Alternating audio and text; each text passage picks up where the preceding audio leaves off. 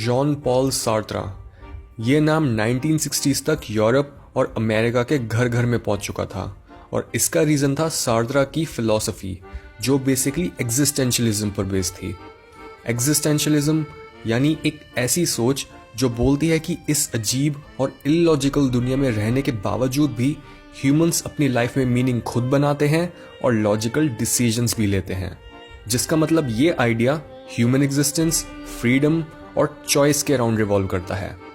वैसे तो existentialism philosophy Danish philosopher Soren Kierkegaard ने स्टार्ट करी थी, पर उसने इस टर्म को यूज नहीं करा था और तभी वो सार्त्रा था जिसने एग्जिस्टेंशलिज्म को पॉपुलर बनाया था अपनी बुक बीइंग एंड नथिंगनेस की मदद से, जो कि फिनोमिनोलॉजिकल ऑन्टोलॉजी पर एक ऐसे था। फिनोमिनोलॉजी मतलब study and meaning of one's everyday experience और ऑन्टोलॉजी मतलब स्टडी ऑफ बीइंग। इन टॉपिक्स के बारे में सोचने पर सार्त्रा को समझ आया कि सबसे पहले हमें यह पता चलता है कि हम जिंदा हैं और सिर्फ उसके बाद ही हम ये समझ पाते हैं कि उसका मतलब क्या है। सार्त्रा इसको एक्सप्लेन करते हुए बोलता है एग्जिस्टेंस प्रीसीड्स एसेंस, यानी हमारी लाइफ सबसे बड़ी रियलिटी है और हमारे बाकी सारे आइडियाज या कैरेक्टरिस्टिक्स इसी रियलिटी पर बेस्ड हैं। फॉर एग्जाम्पल, एक चेयर का एसेंस है कि उसके 4 पैर और एक बैक सपोर्ट होता है जिस पर लोग बैठते हैं, पर हर चीज अपने एसेंस के साथ मैच नहीं करती। जैसे कई चेयर्स के 3 पैर होते हैं, उनका बैक सपोर्ट टूटा हुआ होता है और उन पर कोई बैठता भी नहीं है। एसेंस का एक और एग्जाम्पल हमें मिलता है साइंटिफिक थिंकिंग में, क्योंकि साइंस बोलती है कि रियलिटी उन लॉस पर काम करती है जिन्हें साइंटिफिक मेथड्स के थ्रू प्रूव करा जा सकता है। पर यहाँ पर एक फिलोसॉफिकल क्वेश्चन ये आता है कि क्या हम साइंटिफिक लॉस को बिना किसी चीज को ऑब्जर्व या मेजर करे प्रूव कर सकते हैं? और क्या किसी चीज को ऑब्जर्व करना सिर्फ उसे एक पर्टिकुलर तरीके से समझना नहीं है, एक पर्टिकुलर तरीका जिसके थ्रू हम लाइफ को समझते हैं।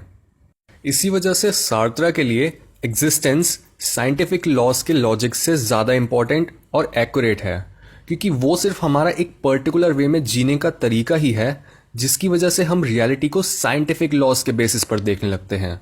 और यही सेम चीज़ भगवान के बिलीफ के बारे में भी बोला जा सकता है, क्योंकि वो भी हमारी एग्जिस्टेंस का ही एक्सपीरियंस है जिसके बेसिस पर हमें एक हायर पावर होने का थॉट सही लगता है।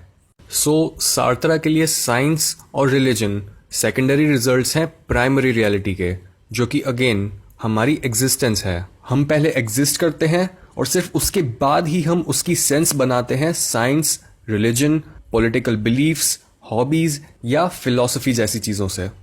हाउएवर, सार्त्रा के हिसाब से एग्जिस्टेंस की नेचर पर फिनोमिनोलॉजिकल स्टडी एक एथियस्टिक बेसिस पर होनी चाहिए, क्योंकि अगर ऐसा नहीं होगा तो एग्जिस्टेंस क्या है इस क्वेश्चन का आंसर लोग अपने पहले से बने बिलीव्स पर देने लगेंगे, जिससे वो एक्चुअल में उस क्वेश्चन का आंसर देने के बजाय अपने बिलीव्स को ही पक्का करते रहेंगे। नाउ अगर हम नथिंगनेस की बात करें तो ये वर्ड सार्त्रा ने कॉन्शियसनेस को डिफाइन करने के लिए यूज किया था। सार्त्रा की फिनोमिनोलॉजी इंडिकेट करती है कि हमारी कॉन्शियसनेस एक चीज को दूसरी चीज से डिफ्रेंशिएट करने का काम करती है, जिसमें अपने आप को बाकी सारी चीजों से डिफ्रेंशिएट करना भी इंक्लूडेड है। और ये डिफ्रेंशिएशन एक तरह का रिजेक्टिंग प्रोसेस है। जैसे एक कॉफी कप हमारे एक्सपीरियंस में कॉफी कप ही बना रहता है जस्ट बिकॉज वो सेम टाइम पर राइनोसरस, एयरप्लेन या फिर एक मैथमेटिकल इक्वेशन नहीं बनता। यानी हर चीज जैसी है वो वैसी इसलिए है क्योंकि वो सेम टाइम पर कोई और चीज नहीं बन रही। इसी आइडिया के साथ हमारी परसेप्शन बेसिकली एक नेगेटिव प्रोसेस है और कॉन्शियसनेस चीज़ों को रिजेक्ट करके इसी नेगेटिव प्रोसेस को अफेक्ट करती है। और चीज़ों को रिजेक्ट करने की ये एक्टिविटी कॉन्शियसनेस को नॉन लिविंग थिंग से अलग बनाती है।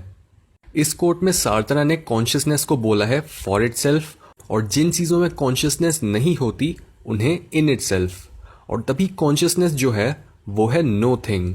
फर्स्टली बिकॉज कॉन्शियसनेस कोई एक फिजिकल चीज़ नहीं है, और सेकेंडली बिकॉज कॉन्शियसनेस हमेशा उन चीज़ों को रिजेक्ट कर रही होती है जो वो नहीं है, जिसकी वजह से हम इस दुनिया को एक्सपीरियंस कर पाते हैं।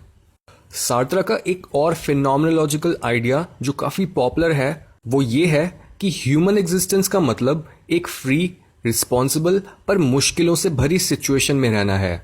सार्त्रा बोलता है we are condemned to freedom, यानी उसके हिसाब से फ्रीडम हमारे लिए एक पनिशमेंट की तरह है।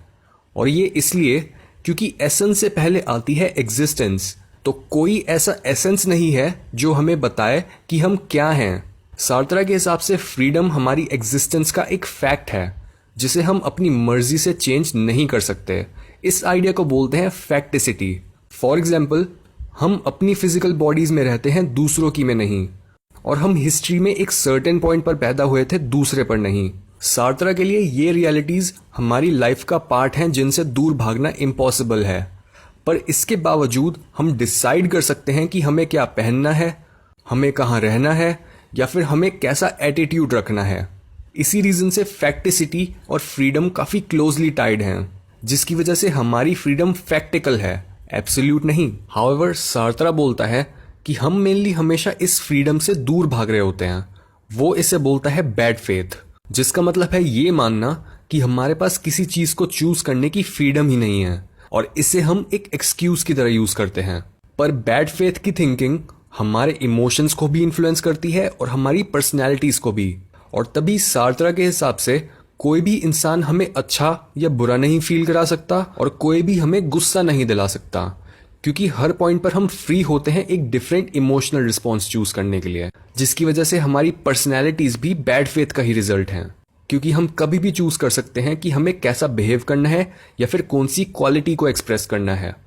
यहाँ तक कि हमारी छोटी से छोटी प्रेफरेंसेस भी जो हमें लगता है कि वो हमारे कंट्रोल के बाहर है, वो भी बैड फेथ पर ही बेस्ड होती हैं। फॉर एग्जाम्पल, कई लोग बोलते हैं कि वो एक ब्लूबेरी चीज केक खाना प्रेफर करेंगे जस्ट बिकॉज उन्हें ब्लूबेरी फ्लेवर पसंद है। पर रियलिटी ये है कि कोई भी इंसान दूसरी चीजों को प्रेफर करना अपनी मर्जी से चूज कर सकता है, तो चाहे उसकी प्रेफरेंस कुछ टाइम तक दूसरा फ्लेवर खाने के बाद ही बदले।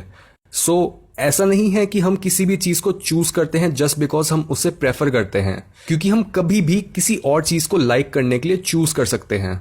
फ्रीडम अपने एसेंस में ही बिना डायरेक्शन या गाइडेंस के है, और हमारी डिजायर्स या प्रेफरेंसेस भी हमें कोई गाइडेंस नहीं देती, क्योंकि अगर हम किसी चीज को अपनी गाइडेंस भी मानते हैं तो उसे भी हमें अपनी गाइडेंस की तरह चूज करना होता है, और हम हमेशा ही किसी और चीज को चूज कर सकते हैं। ये डायरेक्शनलेस होने की फीलिंग हमारे अंदर नॉजिया क्रिएट करता है जब हमें एक्चुअल में पता लगता है कि हम कितने फ्री हैं, और तभी फ्री होना कोई अच्छी बात नहीं है। फाइनली सार्त्रा ने फॉर इटसेल्फ यानी कॉन्शियसनेस और इन इटसेल्फ यानी नॉन लिविंग ऑब्जेक्ट्स, इन दोनों के अलावा एग्जिस्ट करने की एक थर्ड कैटेगरी बनाई थी, बीइंग फॉर अदर्स। इस कैटेगरी में सार्त्रा सोशल कंटेक्स्ट में बात करता है और घूरने की फिनोमेनोलॉजी को एनालाइज करता है।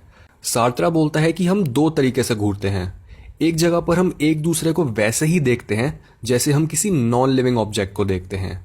ये इसलिए क्योंकि हम एक दूसरे को फिजिकल बॉडी के बेसिस पर देखते हैं, जिसमें एक ऑब्जेक्ट होने का एस्पेक्ट भी है। सो जब भी हमें कोई घूरता है तो हम थोड़ा थ्रेटेंड फील करते हैं इस थॉट में कि कोई हमें ऑब्जेक्टिफाई कर रहा है, और तभी हम उन्हें वापस से घूरते हैं अपनी सब्जेक्टिविटी वापस गेन करने के लिए, और ये दिखाने के लिए कि हम भी उन्हें ऑब्जेक्टिफाई कर रहे हैं और दूसरा इंसान भी वापस से यही करता है। एज अ कॉन्सिक्वेंस सार्त्रा के लिए पूरा सोशल वर्ल्ड ही फ्रिक्शन या ऑपोजिशन पर बेस्ड है। दैट्स वाई हमारे रिलेशनशिप्स भी ऑब्जेक्टिफाइड फील करने और दूसरों को ऑब्जेक्टिफाई करके अपनी सब्जेक्टिविटी रीस्टोर करने के बीच का पार्ट होते हैं।